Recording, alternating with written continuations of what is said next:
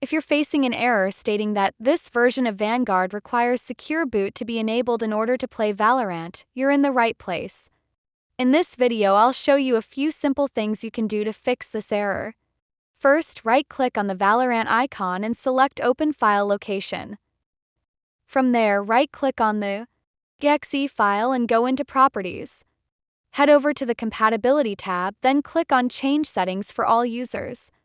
Check the box that says Run this program in compatibility mode for and select Windows 8 from the drop-down.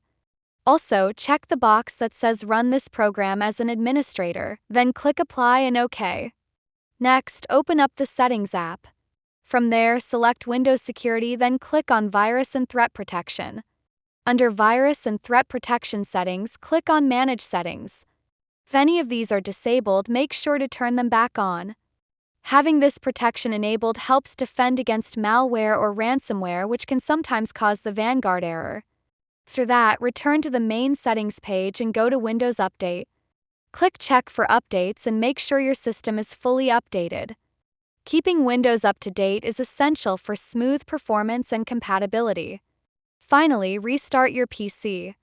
As it's booting up, press the Delete key on your keyboard to enter the BIOS settings. The interface may vary depending on your motherboard, but you're looking for Secure Boot, usually located under the Advanced Mode or Boot tab. Enable Secure Boot, save the settings, and exit BIOS.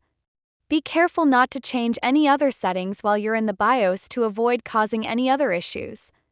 You should now be able to play without seeing that Secure Boot error. That's all for today's video. If you found it helpful, like the video, consider subscribing as well. Press the notification button and I'll see you in the next one. Thanks.